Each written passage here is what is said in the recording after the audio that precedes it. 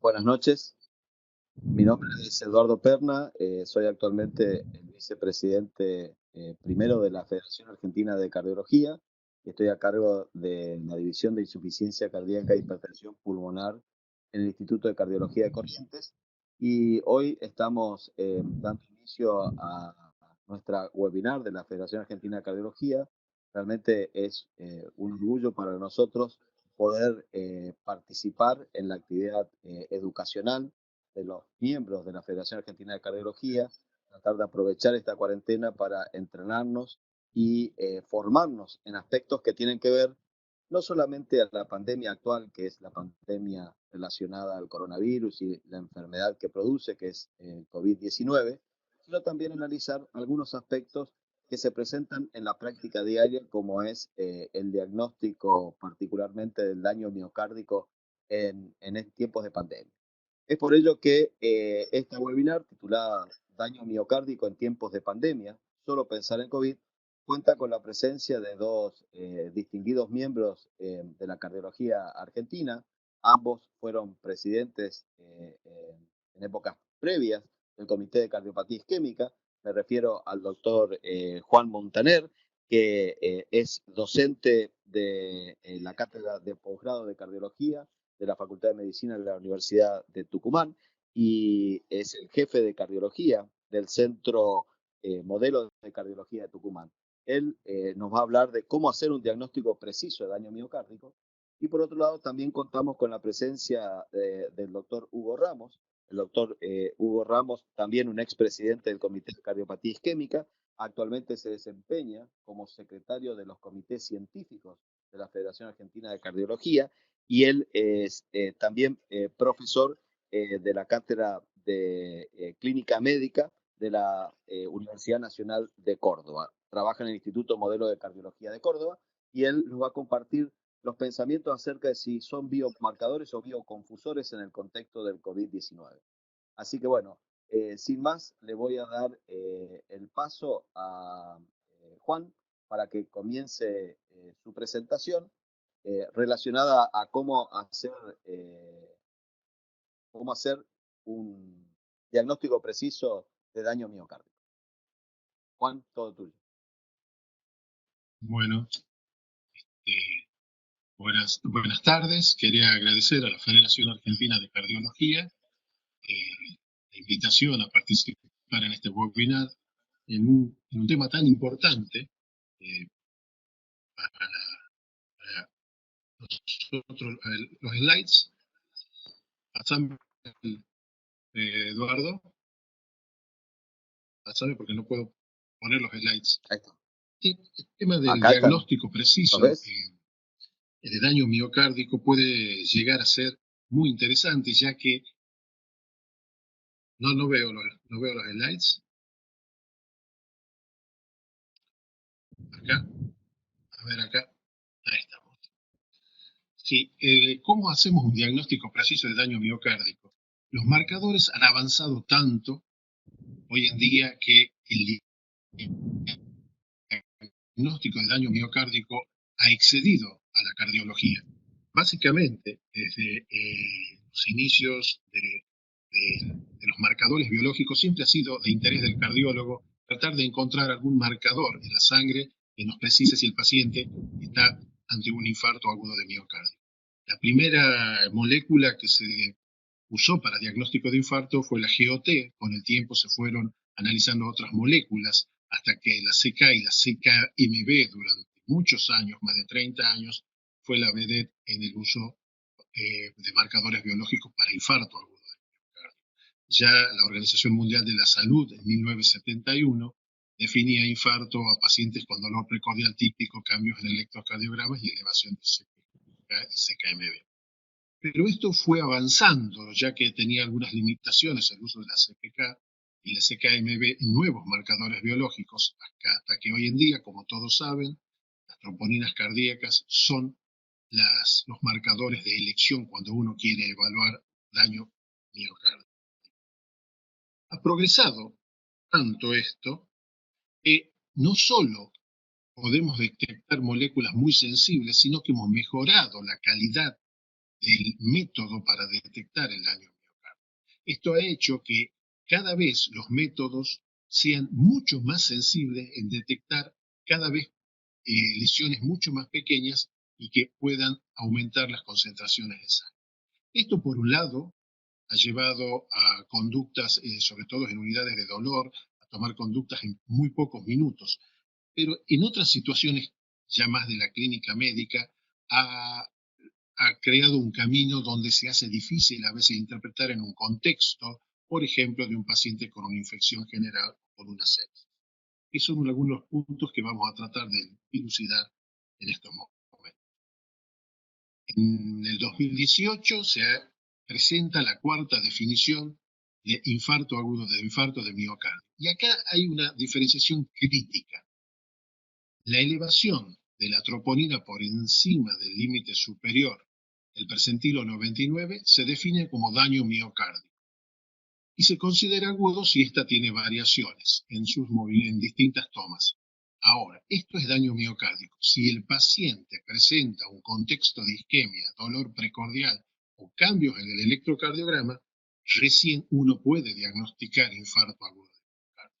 El primer concepto es que la elevación de troponina por ahora sola no distingue entre las causas de lesión miocárdica y nosotros tenemos que avanzar en cuestiones clínicas para determinar cuál es la causa precisa y de esta manera tomar conductas adecuadas. Con respecto a cómo lo estamos clasificando, a cómo estamos manejando la injuria miocárdica, puede ser aguda o crónica de acuerdo a si tiene variaciones o no las tiene. Si el paciente no presenta variaciones, la injuria miocárdica va a ser considerada crónica.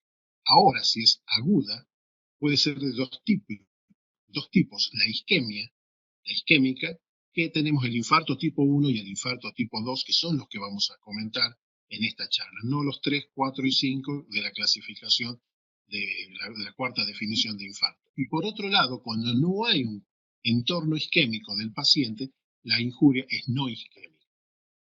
En ese sentido, todos conocen cómo es un infarto tipo 1, una ruptura de placa con una trombosis. Y si lo que subyace es una oclusión total de esta trombosis, podemos presentar un infarto con supradesnivel.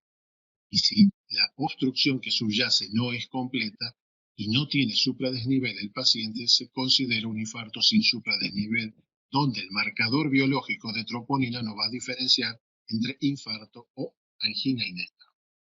Acá tenemos muy claro las conductas a tomar, la toma de decisiones en diagnósticos y terapéuticos. Por otro lado, el infarto tipo 2, que por lo general es un desequilibrio entre el aporte y la demanda, tiene múltiples causas, desde lesiones fijas, espasmos, disección coronaria, en el contexto de un paciente que puede tener otra patología independientemente de enfermedad arterial. Y es así que en este tipo de infarto hay que evaluar el contexto, que generalmente o puede ser secundario a otra enfermedad y que se puede presentar con dolor precordial, y los mecanismos. Los mecanismos eran los que estábamos describiendo: lesiones fijas, espasmo, disección coronaria, hipertensión o incluso anemias graves, insuficiencia respiratoria, como el caso de las infecciones, y una hipotensión arterial que disminuye el flujo, como en el shock, y provoque.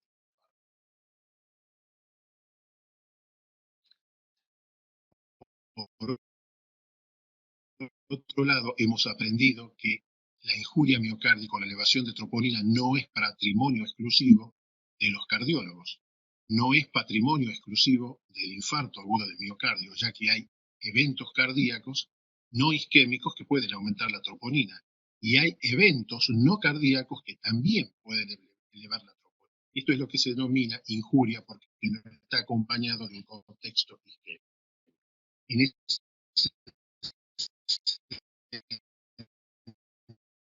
sentido, estos diagnósticos son un poco más complicados. La elevación de troponina, la mortalidad es elevada, sea cardíaca, isquémica o no cardíaca. Siempre la mortalidad en estos pacientes es elevada. Y esto nos debe hacer abrir un gran criterio diagnóstico, no solo el infarto tipo 1, que es lo que más. Con respecto a las concentraciones de troponina, según la injuria, diferentes estudios han demostrado que la mayor concentración por lo general es en los tipo 1, en los tipos 2 y en las injurias miocárdicas. Y en ese contexto hay un desafío hoy en día en diferenciar infarto tipo 2 de injuria no isquémica. Y esto es interesante porque publicaciones recientes en JAMA de este año declaran que en la definición de infarto tipo 2 por troponina, cuando lo vuelven a analizar un paciente, casi un 40% los tuvieron que reclasificar y no eran infartos tipo 2, sino solamente injuria miocárdica porque estaban en el contexto de otras patologías. Y en este contexto de mortalidad hay que entender que los infartos tipo 2 y las injurias tienen mayor mortalidad intrahospitalaria en el seguimiento a 30 días y una tasa de reinternación a 30 días de aproximadamente un 22%. Esto quiere decir que no tenemos conductas claras con con infarto tipo 2 o la injuria miocárdica sola. Sí la tenemos con el tipo 1 porque somos mucho más agresivos en diagnósticos y tratamientos. De hecho, los pacientes catalogados como infarto tipo 2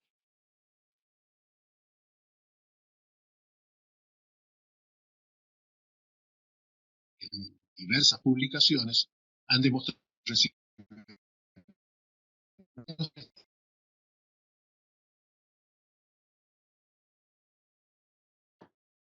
en el contexto de una infección.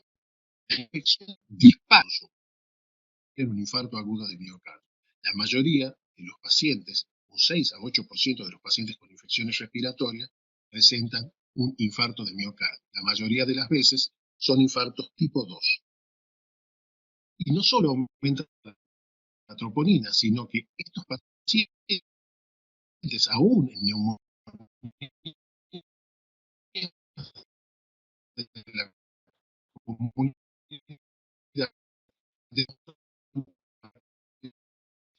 muy mal pronóstico, ya que tienen aumento de mortalidad total.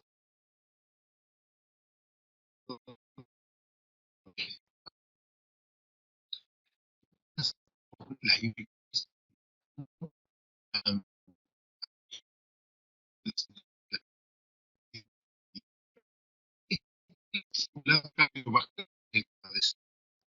ampliamente la mayor mortalidad en test cardiovasculares, que la infección por COVID desarrolla una complicación cardiovascular y que el tratamiento de la misma enfermedad puede desarrollar complicaciones cardiovasculares como el RID.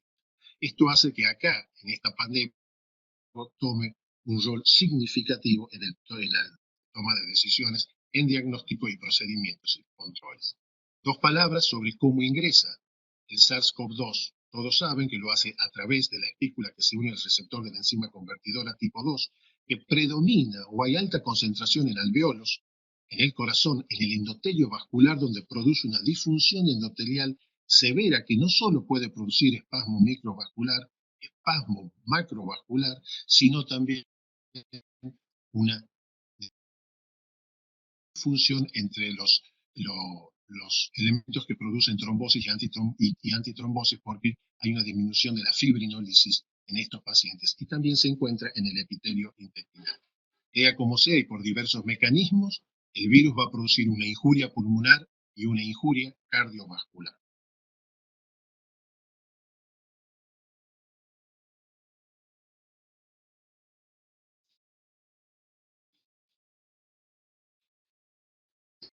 En pacientes aumenta un 9 en los que son troponina negativa. Y lo más interesante es que estos pacientes lo que tienen es muchos factores cardiovasculares. ¿Qué quiere decir? Que cuando el paciente tiene elevación de troponina y antecedentes cardiovasculares, la mortalidad es mucho mayor que si no tuviera antecedentes cardiovasculares.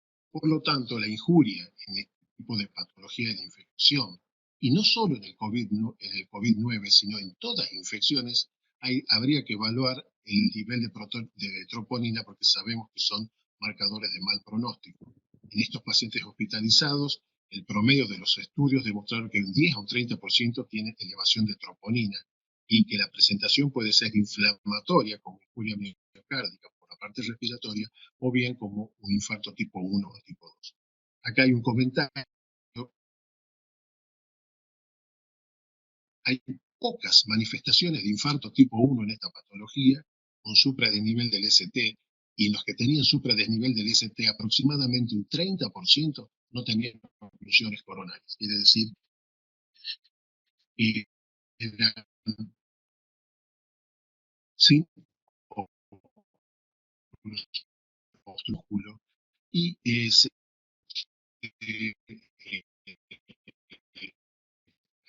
fue Caffeorio, que es la doctora que maneja las guías de miocarditis en la Región Europea, en la Sociedad Europea de Cardiología, todavía duda de que el COVID produzca lesión miocárdica directa y que probablemente toda la inflamación sea por una respuesta inflamatoria e inmune. De todas maneras, acaba de ser publicada una de las primeras microfotografías por la Universidad de Padua, donde se observa cómo un virus COVID está entrando en la célula miocardia. Evidentemente, todo esto va a llevar a un punto de discusión.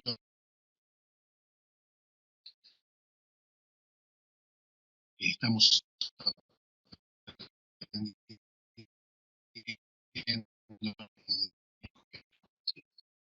y por último,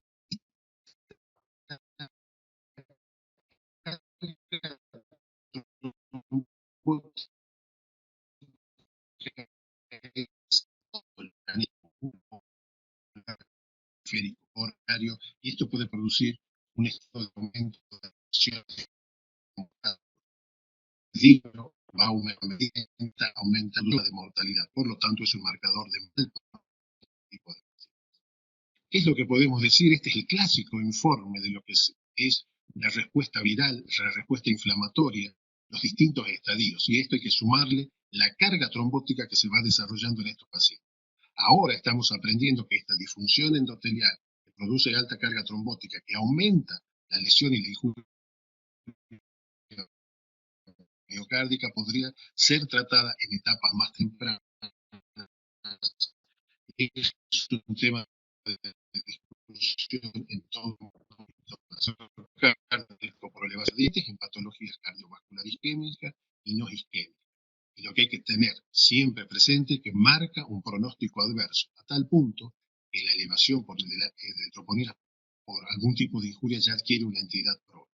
Tenemos algoritmos claros para diagnósticos terapéuticos en infartos tipo 1, no así para infartos tipo 2. No existen en infarto tipo 2 o en injuria miocárdica que hemos establecido pautas de seguimiento, estudios y tratamientos claros, aun cuando este tipo de presentación de injuria miocárdica tienen alta morbimortalidad total cardiovascular y aún en el seguimiento. Por último, los pacientes con COVID serían una expresión máxima del manejo del estado inflamatorio e inmune que va a llevar a la trombosis. Todo esto combinado va a aumentar la injuria miocárdica y evidentemente una propensión a mayor mortalidad en todo paciente infectado con o sin COVID. Y por último, no todo es pandemia. Debemos insistir en que ante la sospecha de empeoramiento de una enfermedad cardíaca o nuevos síntomas, los pacientes deben consultar, porque hay una disminución de la presentación de infartos en servicio y de angioplastia directa en la Argentina desde principios de año de un 50%. Y esto hace que los pacientes lleguen en peores condiciones o fallezcan en sus domicilios. Muy bien, espero haber cumplido el tiempo. Gracias. Muchas gracias, Juan. Siguiendo con el temario, le vamos a pasar la palabra a Hugo Ramos, mientras él va cargando su presentación. Lo que les quiero comentar es aquellos que quieren hacer preguntas, las pueden escribir debajo, en donde aparecen la parte del chat, y posteriormente a las dos presentaciones vamos a dar lugar a la discusión. La discusión necesariamente incluye tener que hacer las preguntas a través del chat para que le podamos transmitir a nuestros expositores. Hugo. Bueno, muchas gracias por la invitación.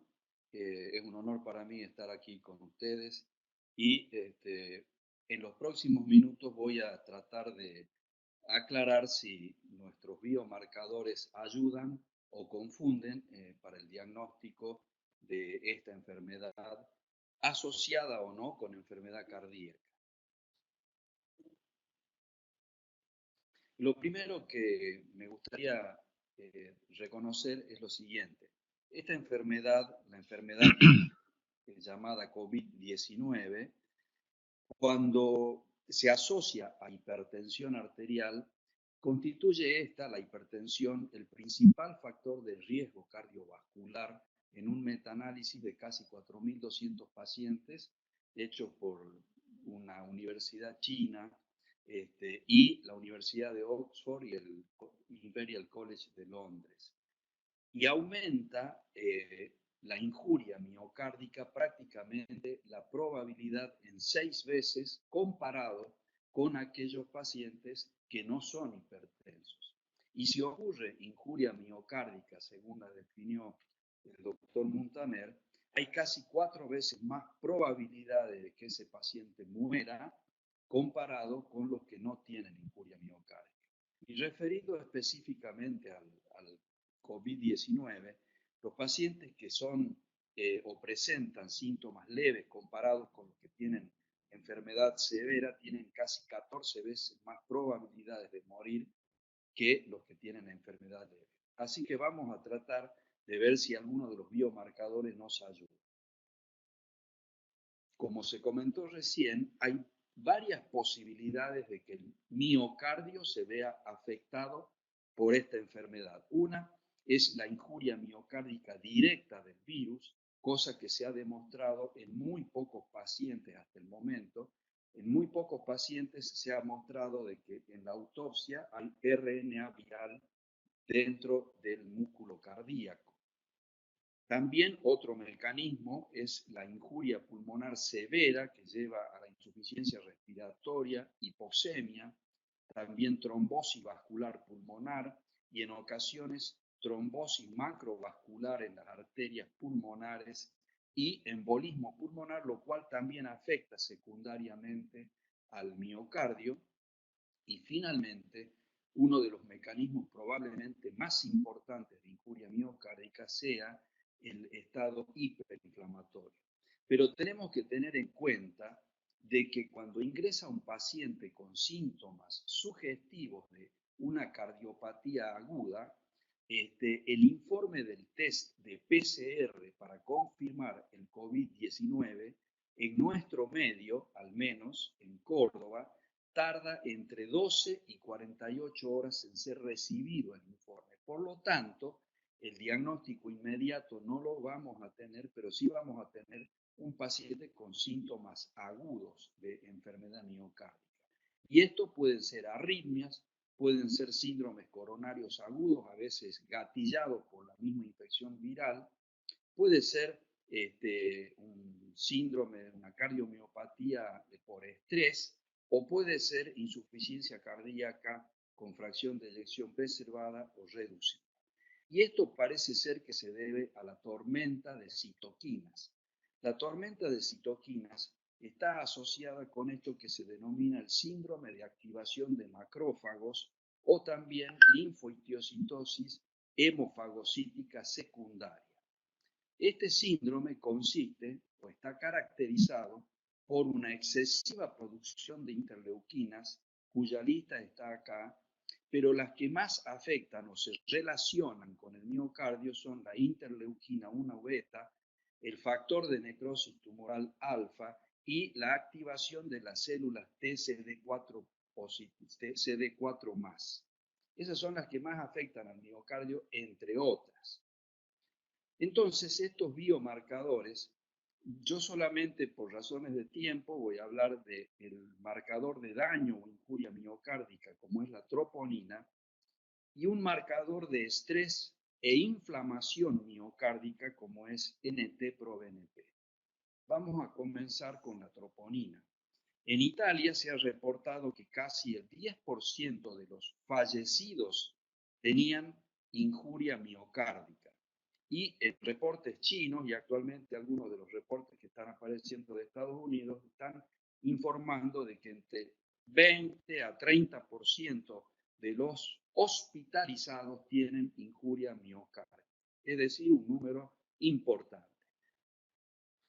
¿Y qué diferencia tienen aquellos pacientes que tienen una mejor resultado durante su hospitalización comparados con los que tienen una mala evolución? Se ha visto que en los sobrevivientes, esta línea naranja, los niveles de troponina al ingreso se mantienen relativamente bajos y así se mantienen también durante la hospitalización y hasta el alta. En cambio, aquellos pacientes que tienen una incuria miocárdica tienen desde el inicio, muchos de ellos, ya niveles ligeramente altos y van evolucionando hacia una elevación progresiva durante la hospitalización, generalmente entre el tercer o quinto día de la internación, y sigue aumentando los niveles hasta que, bueno, se produce o la resolución del cuadro o la muerte. En este caso, estamos viendo a aquellos pacientes que han fallecido. Es decir, entonces, que hay una elevación persistente y con niveles muy elevados de troponina. Y aquí hay que marcar una cosa muy importante. Hay dos grupos de pacientes. Uno, podríamos considerar aquellos pacientes que tienen niveles de troponina normales comparados con los que tienen niveles de troponinas elevados. Si tomamos el grupo de los pacientes que tienen troponina normal y no tienen antecedentes de enfermedad cardiovascular, es decir, no son hipertensos, no tienen enfermedad coronaria previa y no tienen insuficiencia cardíaca previa, la mortalidad de estos pacientes es aproximadamente del 7,6%. Pero si tienen troponina elevada, normal, pero con enfermedad cardiovascular, cualquiera de las que he nombrado arriba, esta mortalidad casi que se duplica, sube al 13%. Este es el grupo con troponina normal. Pero veamos qué pasa con troponina elevada. Si el paciente tiene troponina elevada y no tiene enfermedad cardiovascular previa, su mortalidad es del 37%. Pero si tiene enfermedad cardiovascular con troponina elevada, la mortalidad llega al 69, casi 70%. Es decir, que tener troponina elevada y enfermedad cardiovascular asociada es un gran problema. Vamos a ver rápidamente este caso que fue reportado en la ciudad de Nueva York, que puede aparecer en cualquiera de nuestros pacientes en el futuro o que ya han aparecido tal vez. Una mujer de 64 años con antecedentes de con dolor precordial de 48 horas de evolución. Tenía como antecedentes hipertensión arterial y dislipidemia y al ingreso no tenía ningún síntoma aparente de enfermedad por coronavirus, es decir, no tenía disnea, palpitaciones, fatiga ni fiebre. Solamente tenía 37,1, una tensión arterial normal, una frecuencia cardíaca de 98 latidos por minuto y una saturación de oxígeno del 100% con oxígeno a bajo flujo. Y el electrocardiograma que se le hizo a poco del ingreso, dado que tenía dolor precordial, mostró una elevación del ST en D1, en D2, en ABL y de B2 a B6. Con troponina, como ven acá abajo, de 7.900 nanogramos por litro. La señora no tenía signos aparentes de gravedad, salvo el dolor de pecho. Inmediatamente fue llevada al laboratorio de hemodinamia y se hizo una coronariografía que mostró lesiones leves en la descendente anterior y en la circunfleja, y una lesión de 40% en la coronaria derecha que no justificaban para nada un síndrome coronario agudo. Pero durante el procedimiento, la tensión arterial cayó a 72 milímetros de mercurio, la sistólica, y presentó signos de shock cardiogénico. Se le puso un Swan-Ganz y mostró una presión sistólica de arteria pulmonar de 30 milímetros de mercurio, con una presión de wedge de 21 milímetros de mercurio y un índice cardíaco de 1 litro por minuto por metro cuadrado. Entonces se colocó un balón de corta pulsación y se comenzó con dobutamina, con lo que mejoró la tensión arterial de esta paciente. Y poco después, ante la sospecha de coronavirus, se comenzó con hidroxicloroquina 600 miligramos cada 12 horas por 24 horas y seguido en los días siguientes por 4 días por 400 miligramos por día como tratamiento. Este tratamiento, como saben ustedes, la seguridad a dosis altas de la hidroxicloroquina o la cloroquina está puesta en duda y su eficacia todavía no está demostrada. Así que en esta paciente en particular puede haber estado como uso compasivo o como uso de autorización de emergencia que dio la FDA de los Estados Unidos. Esta paciente, la placa de tórax, no mostró infiltrados pulmonares sugestivos de neumonía o de lesión pulmonar. Sí tenía un lactato elevado, ferritina también muy elevada, lo cual, por supuesto, es indicador de este síndrome de activación de macrófagos. Tenía un dímero D normal con PCR elevada y llegó el test de PCR para coronavirus que fue positivo. Se hizo un ecocardiograma después de la coronariografía que mostró una dilatación del ventrículo derecho con una severa aumento del espesor de las paredes del ventrículo izquierdo, con un diámetro diastólico del ventrículo izquierdo de 2,9 centímetros, una hipocinesia global, con fracción de eyección de 30%, y las troponinas en los días siguientes siguió elevándose hasta 18.600 nanogramos por litro. A los 7 días la señora fue mejorando, se normalizó el índice cardíaco y el lactato y se retiró el balón de contrapulsación y los inotrópicos. Y un ecocardiograma realizado 10 días del primero mostró una recuperación de la fracción de eyección y se redujo el espesor parietal. Y consistentemente también se fue reduciendo el nivel de troponina y la paciente sobrevivió. Quería mostrar este ejemplo para ver de que una afectación probablemente debida a lesión directa del coronavirus o de la tormenta inflamatoria puede haber sido la causa, aunque a esta señora no se le hizo biopsia de miocardio. El siguiente marcador es BNP o NT-proBNP. En nuestro medio se utiliza mucho más NT-proBNP. Y es un marcador de estrés miocárdico, pero también de inflamación miocárdica. Vamos a ver por qué. Se ha visto de que los pacientes que van a tener una mala evolución al ingreso tienen niveles no tan elevados a veces, dependiendo de cuándo haya comenzado la clínica, de NT-proBNP, pero durante la hospitalización esos niveles van elevándose y se elevan aún más antes de la muerte.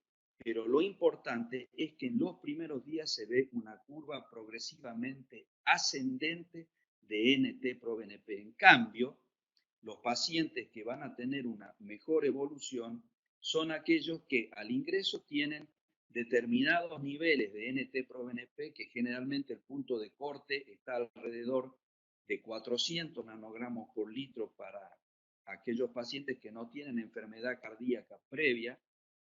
Pues se pueden elevar, pero no significativamente, y luego comienzan a descender a medida de que el estado clínico mejora. Entonces, los pacientes que van a tener una evolución desfavorable o el anuncio de que las cosas están desmejorando desde el punto de vista del miocardio, es decir, la injuria miocárdica, es el NT-proBNP progresivamente elevado desde el ingreso hasta la hospitalización. Y en aquellos que van a tener el peor resultado, tienen los valores más elevados antes de morir. ¿Por qué decimos de que además de mostrar el estrés miocárdico, es decir, aumento de las presiones de fin de diástole del ventrículo izquierdo, el estrés parietal, etcétera, también indican inflamación? Estudios en células cultivadas de rata mostraron que si se agrega interleuquina 1 beta o el factor de necrosis tumoral alfa al medio de cultivo, esas células comienzan rápidamente a expresar y a producir BNP, y las concentraciones de BNP aumentan proporcionalmente al aumento de la concentración de estos factores. En el ser humano ocurre exactamente lo mismo.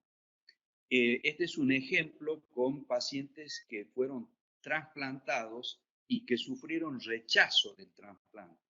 Antes del rechazo los valores estaban en un determinado nivel, pero cuando se produjo el rechazo, rápidamente los niveles de BNP se elevaron de manera muy significativa, y cuando fue tratado exitosamente el rechazo, los niveles sanguíneos de BNP volvieron a disminuir sin que esto correlacione con presiones aumentadas intracardíacas. Es decir, entonces, de que NT-proBNP puede ser útil para establecer no solo el estrés miocárdico, sino establecer hacia dónde va el proceso inflamatorio. Finalmente, ¿qué métodos podemos utilizar para diagnosticar y monitorizar estos biomarcadores? Nuestro país tiene una geografía muy amplia y muy variada. Por ejemplo, hay lugares como en Córdoba que no están muy distantes unos de otros, pero sí es complicado el acceso. O las distancias en otras partes del país son extremadamente largas, o en las grandes ciudades que puede haber dificultad para transferir un paciente. Ahora, en épocas de pandemia y con la cuarentena, esto tal vez está un poco más solucionado, o puede haber condiciones climáticas que impidan un adecuado acceso de los pacientes o derivación. Por eso es que en los centros de mayor complejidad, el laboratorio central puede medir troponina de alta sensibilidad, puede medir NT-proBNP y una multitud de otros biomarcadores como procalcitonina, etc. Pero se requiere equipamiento de alta complejidad y personal altamente entrenado. En lugares donde esto no está disponible, puede ser útil contar con los dispositivos Point of Care, los POC, que miden troponina que no es de alta sensibilidad, pero tienen algunas ventajas, como son de pequeño tamaño, son portátiles.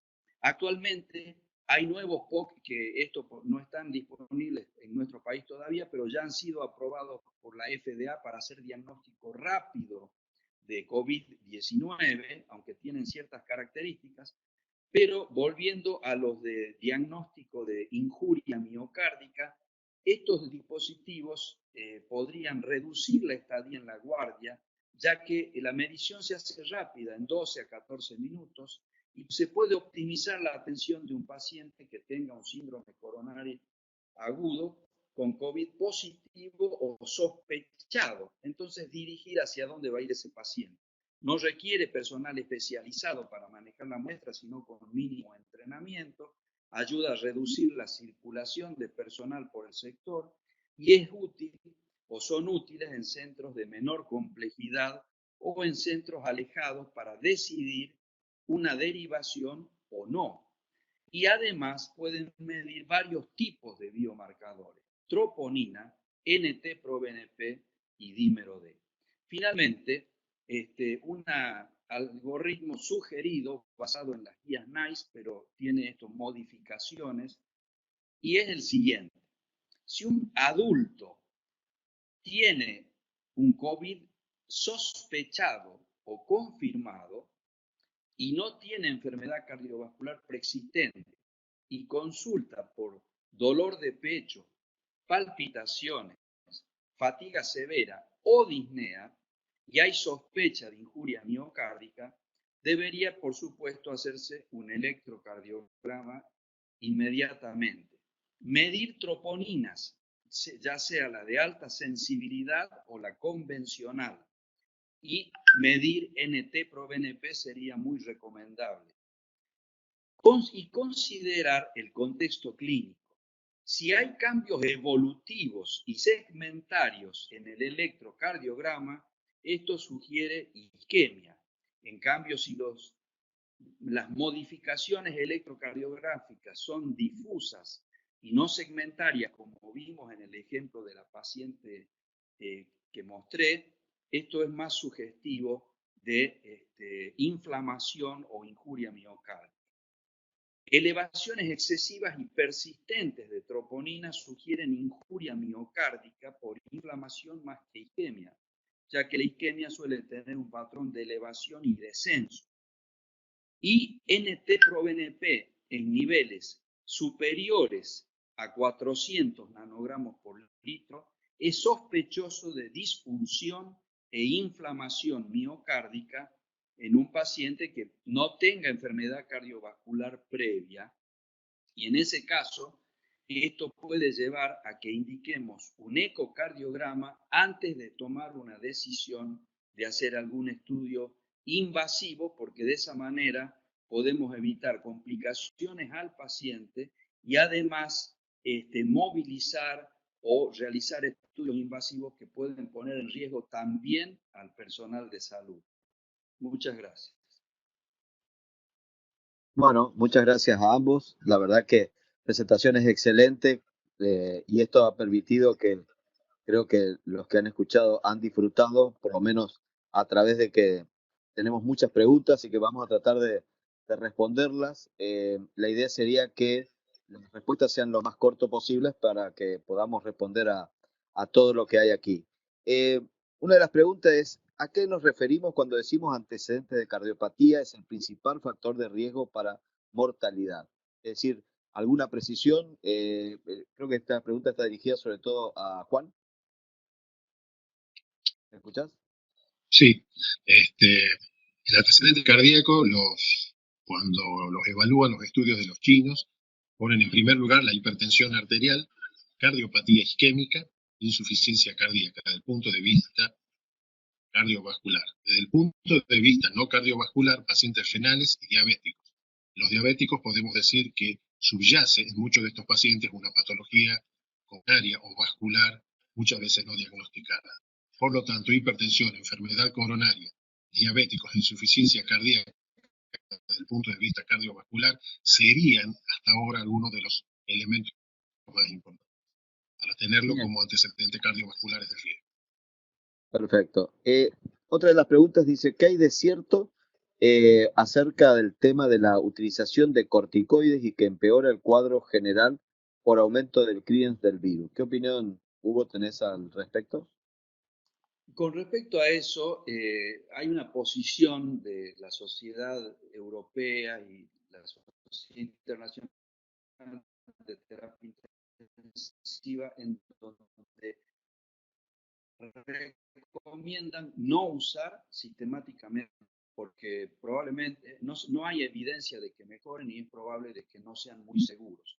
En determinados pacientes, en algún subgrupo de pacientes probablemente se puedan beneficiar, pero en líneas generales los corticoides no son recomendados para estos pacientes.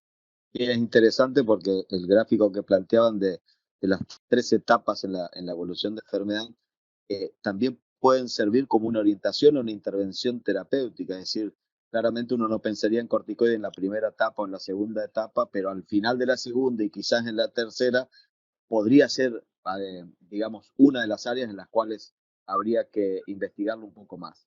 Otra de las preguntas que creo que la gente está muy preocupada y a mí me pareció muy interesante una de las revisiones, que planteaba que aquel cardiólogo que piensa que la troponina es un marcador dicotómico de infarto y que todos los pacientes que tienen troponina elevada deberían hacerse un cateterismo independiente de las manifestaciones asociadas de isquemia, deberían recalibrarse. Y esto me dejó, digamos, pensando al respecto y hay varias preguntas al tema. Y dice, la injuria miocárdica sola sin isquemia demostrable por sí misma, ¿debería internarse en unidad coronaria?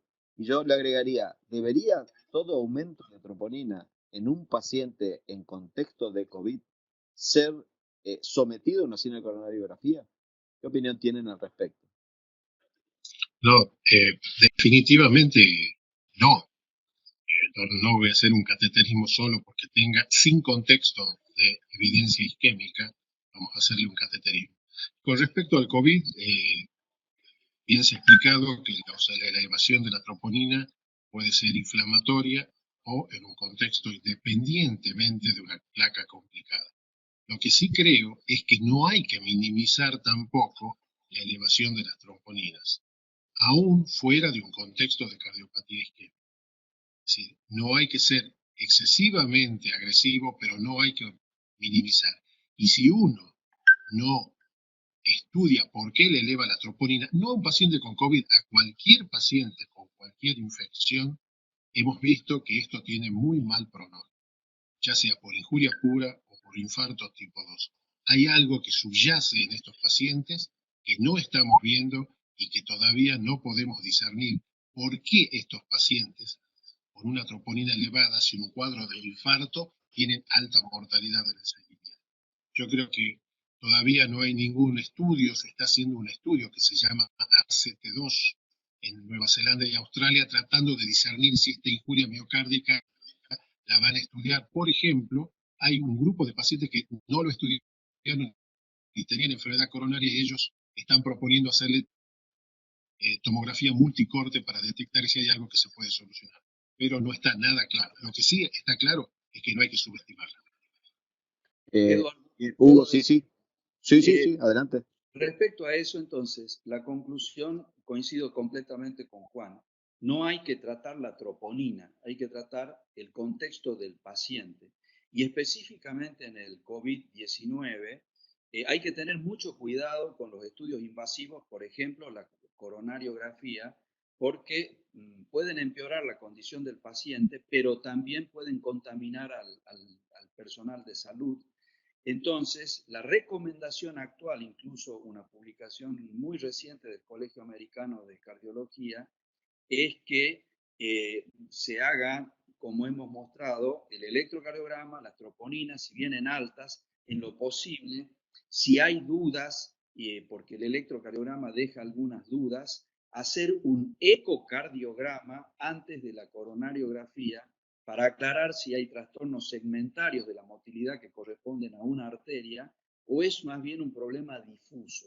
Y esto me parece que es muy importante porque la transmisibilidad del virus ya es sobradamente conocida.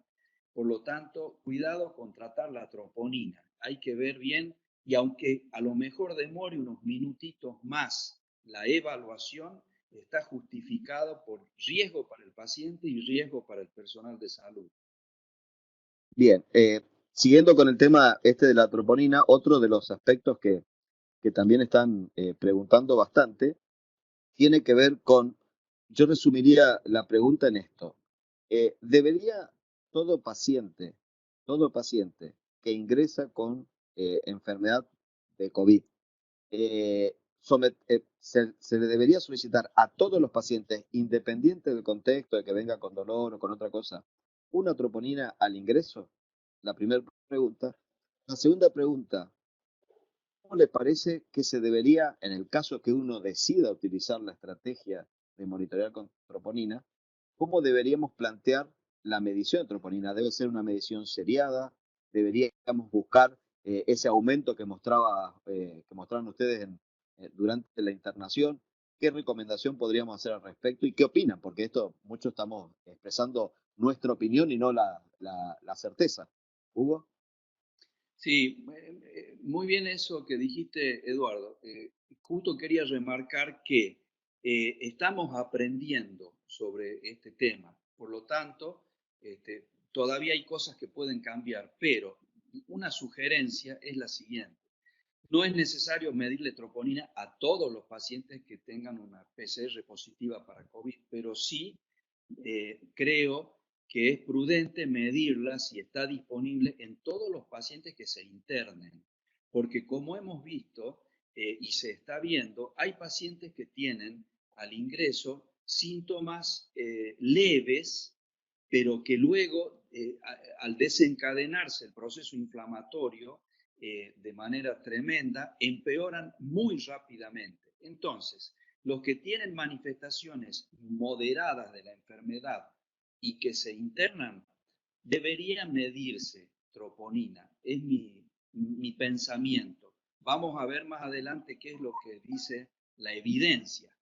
¿Por qué? Porque probablemente vamos a empezar a encontrar pacientes que tienen troponina elevada y que están empezando a tener injuria miocárdica, y en esos pacientes el tratamiento tal vez, eso también tiene que ser demostrado, debería ser mucho más agresivo en aquellos que tienen troponina más elevada que en los que mantienen troponinas en niveles bajos. Y cada cuánto medirla. Esto es también una sugerencia no basada en evidencia, pero probablemente al ingreso y 3 a 5 días después, según la evolución clínica. Lo mismo si estuviera disponible NT-proBNP, sería prudente entre el ingreso y los 3 días hacer unas mediciones y ver la tendencia, porque acá lo importante es la tendencia. Si la tendencia es a estar estable, el paciente probablemente no tenga injuria no va a hacer injuria miocárdica, pero si va la tendencia hacia arriba, es un paciente que probablemente, ya hemos visto que la mortalidad va entre 37 y 70%, dependiendo si tiene o no tiene enfermedad cardiovascular previa. Bien, antes de cambiar de tema a Juan, Juan, ¿te parece que la determinación hoy en día de daño miocárdico debería hacerse indefectiblemente a través de troponina o todavía hay algún lugar para utilizar la CPK, la CPK-MB, alguna de esas formas? ¿Qué opinión tenés al respecto? Evidentemente, la troponina es el mejor marcador biológico para necrosis que tenemos. En todas partes del mundo se está tratando ya de eliminar la CPK y la CPK-MB. En nuestro país todavía se siguen usando en muchos lugares, en el interior, por lo menos de Tucumán, se usa CK y CK-MB, y también es un marcador.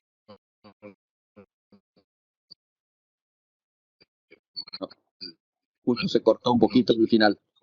Bien. Cuando está en CK-MB. Sí. De hecho, los estudios chinos usaron la CK-MB también junto con la troponina. Sí, por ahí se corta. No, lo que querías decirle que los estudios estos en China usaron CK-MB, pero no tenían el valor pronóstico de mortalidad que le encontraron a la troponina. Por lo tanto, creo que si en esta patología del COVID, que es tan severa, con alta mortalidad, si el paciente tiene antecedentes cardiovasculares, deberíamos usar la troponina. Otro punto con respecto a lo que hablaba recién es que todos estos estudios se hicieron en pacientes críticos en terapia. No se hicieron en pacientes que estaban en una habitación. Entonces, probablemente si uno le pide troponina y en una segunda troponina empieza a elevarse, este paciente amerita un tratamiento antiinflamatorio que todavía no tenemos claro cuál es en forma más precoz. En los estudios de los chinos, todos los tratamientos empezaron en forma tardía. Yo creo que por eso es la mortalidad. Estamos aprendiendo de que la activación del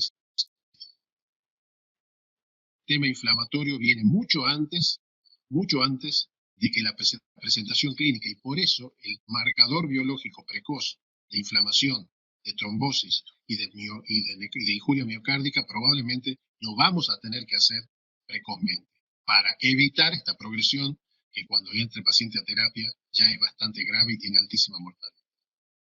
Bien, el otro tema que preguntan mucho hay varias preguntas de este tema. Te aviso que ya hay como unas 40 preguntas, y creo que contestamos 10, pero bueno, estamos tratando de resumir todo.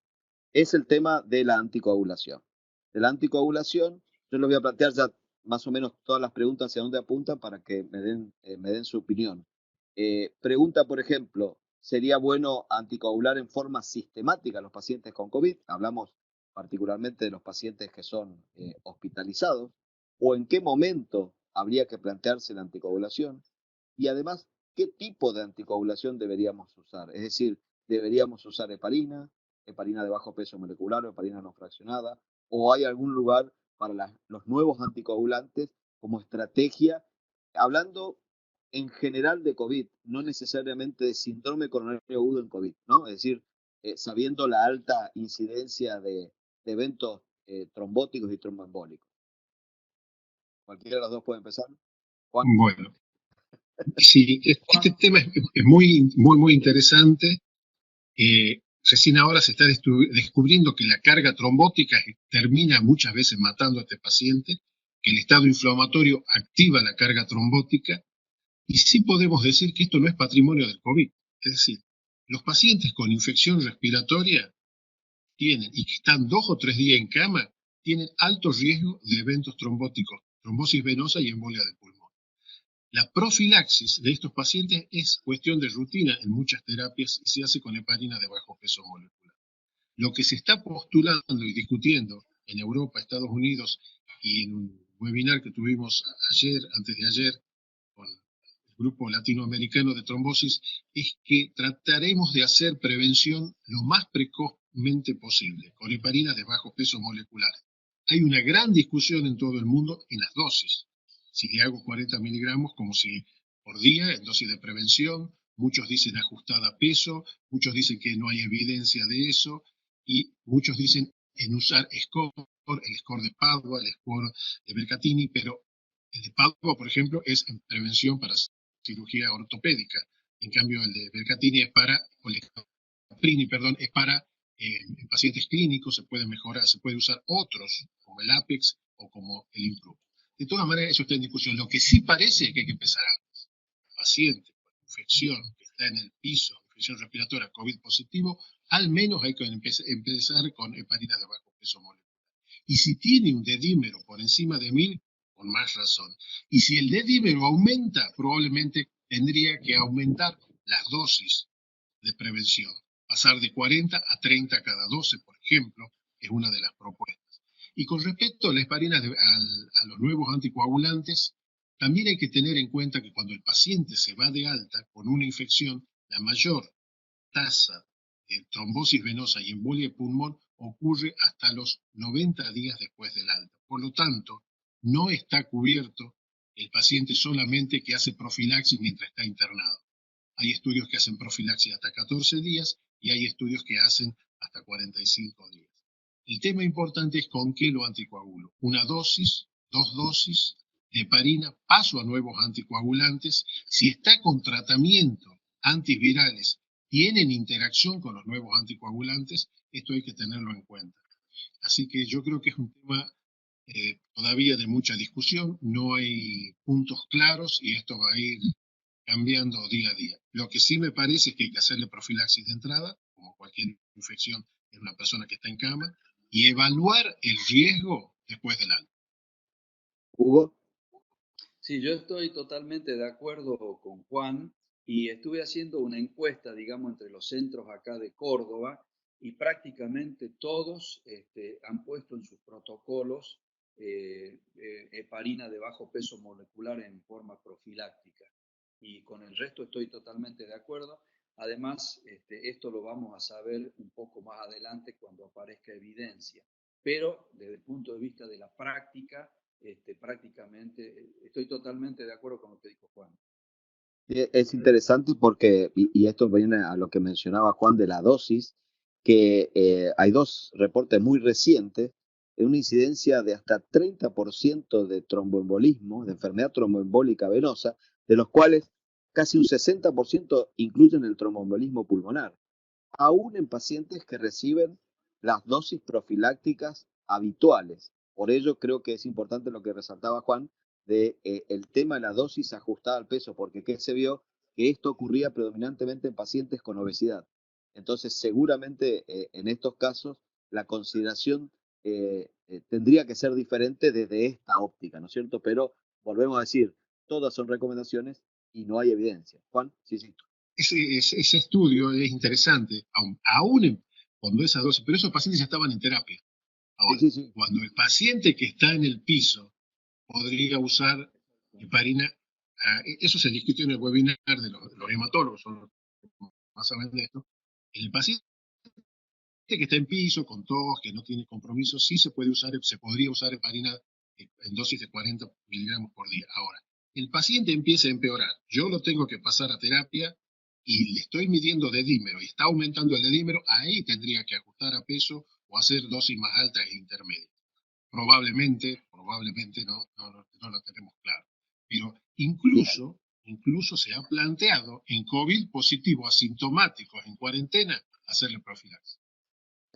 Por ejemplo, en embarazadas que están en cuarentena con COVID positiva, hacerle profilaxis.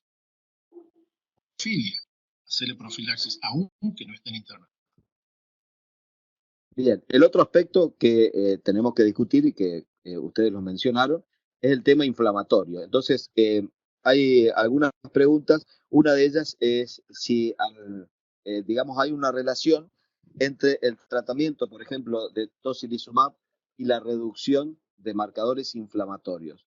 Y la pregunta es si la reducción de marcadores inflamatorios, es decir, el beneficio antiinflamatorio de estas drogas, se correlaciona con la reducción en los niveles de troponina, indicando una disminución del daño miocárdico. Y la otra pregunta es, ¿qué rol tendría los ensayos recientes con otro tipo de drogas, como por ejemplo el metotrexato y demás, que también tienen efectos en toda esta cascada? Hugo. Sí, respecto a eso, yo creo que todavía falta bastante información, porque si bien tenemos información de los chinos, todavía falta información de Europa y de los Estados Unidos. Respecto a la correlación entre, digamos, la reducción de la inflamación y la reducción de la troponina, también faltan datos, a mi modo de ver. La reducción de la inflamación,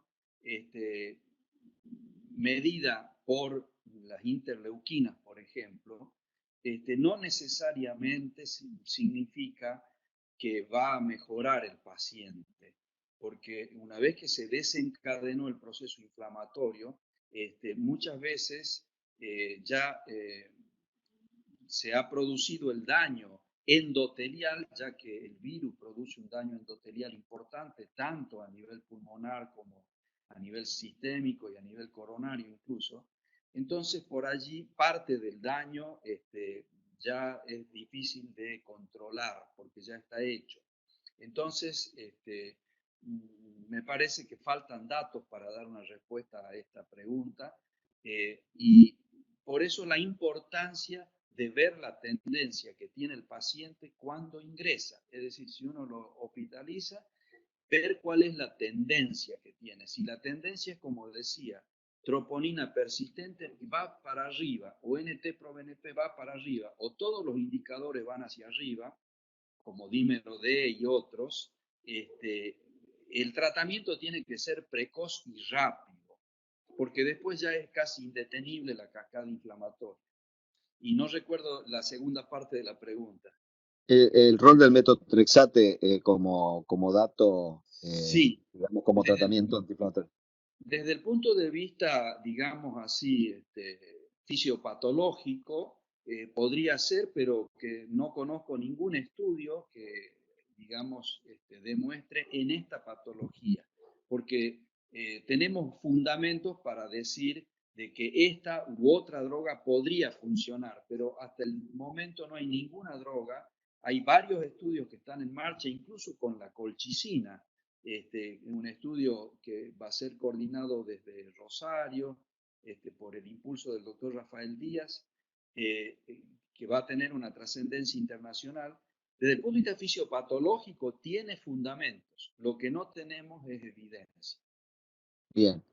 Algo que tampoco puedo dejar pasar, teniendo dos especialistas en cardiopatía isquémica, es la pregunta que me hacen acá, es infarto con ST en paciente COVID-19 positivo, y ustedes ya se imaginarán lo que viene al lado. Trombolíticos o angioplastia. ¿Es esa la cuestión? Juan, te toca a vos. Sí, sí es evidente. Bueno, acá en COVID-19 los infartos con supradesnivel realmente son pocos. Hay series con pocos. No es muy frecuente el infarto con supradesnivel, como en todas las infecciones En las infecciones lo que predomina son los infartos o sin supra o tipo 2. Pero si uno tiene un infarto con supra desnivel, con COVID positivo, lo primero que hay que hacer es aislarlo. Y si está en un servicio que tiene 24 horas de hemodinamia, el paciente, la decisión va a depender del team y bajarlo al paciente a hemodinamia. Si el paciente tiene alto riesgo, porque tiene compromiso hemodinámico, el paciente debe ser bajado para angioplastia directa, tomando todos los recaudos posibles. Si el paciente tiene más de 12 horas y está estable y está en un lugar alejado, yo diría que hay que tratar de hacerlo el tratamiento en el lugar para no evitar el traslado, porque es un paciente que ya ha pasado la ventana de beneficio terapéutico y está clínicamente estable. Por lo tanto, la terapia trombolítica estaría reservada para pacientes que no pueden ser trasladados, que están clínicamente estables y en estos pacientes puede ser beneficioso. Y los pacientes que van a ir a Justo se angioplastia cortó la son última parte. La pacientes última parte. que tener sumo cuidado con la contaminación, que no participen en los eventos. Y la decisión, no, que los pacientes que no pueden ser trasladados, se les tendría que hacer trombolítico. Y los pacientes que pueden ser trasladados y están con un supradesnivel, están en menos de 120 minutos para un servicio, deberían ser también trasladados para tratar de hacer angioplastia si lo requiriese. Ahora, si el traslado va a ser perder tiempo para hacerle angioplastia, va a ser contaminar gente del traslado, es mejor tratarlo en el lugar con trombolíticos o con terapia farmacológica. Bien. Sí, Hugo. Sí, quería aportar lo siguiente. El concepto entonces sería, con o sin COVID-19, un infarto con supradesnivel, el concepto sigue siendo angioplastia primaria, con las indicaciones estas que mencionó Juan. Lo que a mí me preocupa es que nuestro país es bastante heterogéneo y hay lugares que no cuentan con angioplastia primaria. Entonces, tanto para los que tienen angioplastia como para los que no la tienen, en los pacientes donde hay sospecha o confirmación del COVID-19, creo que vale la pena demorar unos minutos, si es necesario, para confirmar que ese paciente tiene un infarto, porque si tiene una miopericarditis y está en un lugar donde no se va a poder hacer una angiografía de emergencia, el hacer el trombolítico puede ser hasta peligroso, porque puede probablemente, si tiene derrame pericárdico, como vimos en esta paciente que yo mostré como ejemplo, a lo mejor producir un taponamiento cardíaco. Entonces, tanto para los que van a recibir angioplastia primaria como para los que van a recibir trombolíticos por las razones que fueren, hay que establecer lo más precisamente que se pueda el diagnóstico. Y la recomendación es siempre hacerlo dentro de la ventana de tiempo adecuada, pero a lo mejor tomar 4 o 5 minutos más o un ecocardiograma antes de tomar la decisión final de, por ejemplo, si es un centro que no tiene angioplastia y lo va a mandar para angioplastia, si tienen un eco, hacerle rápidamente un eco, porque también estar moviendo a un paciente para angioplastia primaria que no tiene un infarto es peligroso, no solo para el paciente, sino también para el personal de salud. Bien. Antes de cerrarla, estamos en 1 hora 5. Les quería preguntar, porque hay varias preguntas de este tema, en algo más, digamos, más sencillo, pero que tiene el problema de que muchos pacientes lo tienen, que es la hipertensión arterial. Y preguntan, ¿por qué les parece a ustedes que la hipertensión arterial no está incluida en el decreto de paciente de alto riesgo? Y si debemos nosotros mantener al paciente con hipertensión arterial, digamos, recomendarle que no vaya al trabajo, reducirle la exposición. ¿Qué opinan al respecto? Bueno, evidentemente Hugo ya mostró que los pacientes hipertensos tenían alta tasa de complicación. Yo creo que los pacientes hipertensos que se mueven en un lugar de alto riesgo epidemiológico, habría que tener mucho cuidado en este sentido. No sé si opinan lo mismo, Hugo, pero me parece que tienen que ser, sobre todo, hipertensos, obesos, diabéticos de más de 65 años. Estos pacientes, si tienen otras comorbilidades, independientemente de la hipertensión, no deberían moverse en un medio epidemiológico. Sí, estoy de acuerdo. Es decir, ¿Hola? un ¿Se escucha? hipertenso. Sí, sí, te ¿Hola? escuchamos, te escuchamos. Sí, sí, escucha. Hugo. Sí, creo yo también la hipertensión ¿Hola? en todas las series está en primer lugar. Y en este metaanálisis que les mostré, también es el principal factor de riesgo. Por lo tanto, si un sujeto de 60 años o más es hipertenso, probablemente la recomendación sea de que evada, como decía Juan, todo lo que sea, digamos, contacto con otras personas. De modo tal entonces que eh, no entiendo muy bien por qué no está incluida la hipertensión. Lógico que, dada la prevalencia que tiene en la población general, sería realmente una Sí, locura hacer esto porque prácticamente no quedaría poca gente. Pero me parece que en este grupo, 60 años o más con hipertensión, muy recomendable no. Y por debajo de los 60, recomendar, por supuesto, mantener todas las medidas de prevención. y analizar el Bueno, medio epidemiológico. claramente que sí. Les agradecemos infinitamente, realmente excelentes presentaciones y la predisposición a responder todo lo que han bombardeado. No pudimos hacer todas las preguntas que estaban dispuestos.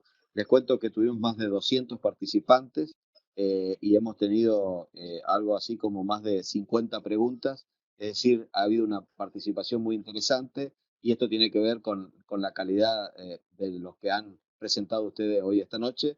Les agradezco a ustedes y a todo el resto y buenas noches y a seguir cuidándonos. Gracias. Gracias. Gracias, Eduardo.